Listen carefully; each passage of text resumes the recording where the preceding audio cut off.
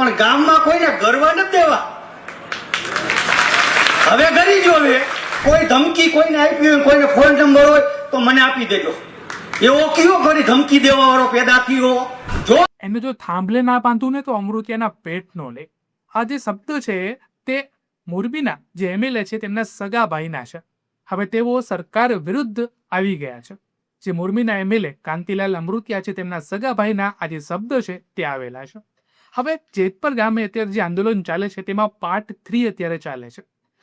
પહેલા શું હતું કે જેતપર ગામની જે અમુક માંગણીઓ હતી તે મોટાભાગની જે માંગણીઓ હતી તે સરકારે સ્વીકારી લીધી, પરંતુ હજી પણ જે થાંભલાઓ છે એના અમુક પ્રશ્નો છે જે હજી સુધી જે ખેડૂત છે એને સમજમાં નથી આવ્યા. તે હજી સુધી ક્લિયરિટી માગે છે કે ભાઈ જો થાંભલો હોય એના અંડર કોઈ પણ ખેડૂતનું મૃત્યુ થાય અથવા શોર્ટ સર્કિટથી ખેડૂતને ઈજા થાય અથવા તો તેના પાકને ઈજા થાય અથવા તો જે પશુપાલન છે તેને ઈજા થાય તો એનું જવાબદાર કોણ? શું એનું વળતર મળશે ખરા? એનું જવાબદારી કોણ લેશે? એ હજી સુધી સરકારે ક્લિયર નથી કર્યું. બીજી વસ્તુ કે 4 ગણાની માંગ છે.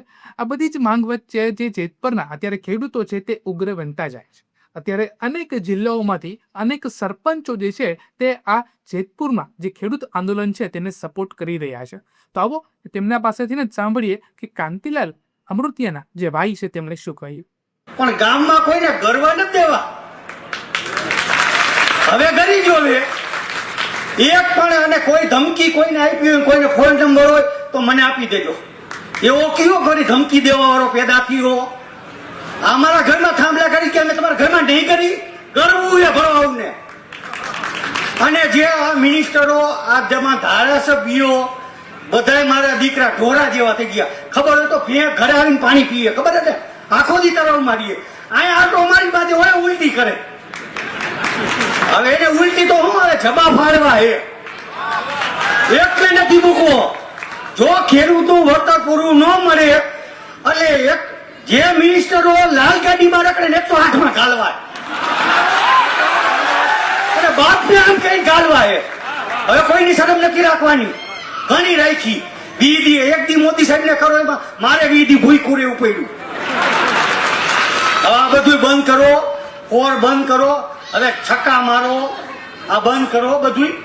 અને હવે હે ને બધા ખરપિયા બનાવી લ્યો અને સીધું તૂટી પડવાનું. અને મોરબીમાં જે અમારા પન્નારા ભાઈને જે ધમકી આપી એને તો હવે કાળવાળો છે. બહુ હારા મારાની દીકરી અહીંયા પાછી ફોન બદલી કરીને લઈ આવ્યા. એને તો કાલ મળવું પડશે ચોક્કસ જઈ. મને અત્યારે ખબર પડી એટલે કાલ તો એનો વારો કાઢવો છે. પછી આપણે આગળ વધવું છે. અને કલેક્ટરશ્રીએ જે ઝવેરી સાહેબે ઓર્ડર આપ્યો એના બાપના ખેતર હતા, અમારા બાપના હતા ભરવાને. ઈ ભરવાને તો પકડી આવો હોય. અને જો થાંભલે નો બધું તો અમુક ત્યાંના પેટ નો નહીં. હવે કોઈને નથી મૂકવાના ભરવાને કોઈ. જે આવ્યા અને તમામ ખેડૂતો ગુજરાતના તમામનો ખૂબ ખૂબ આભાર.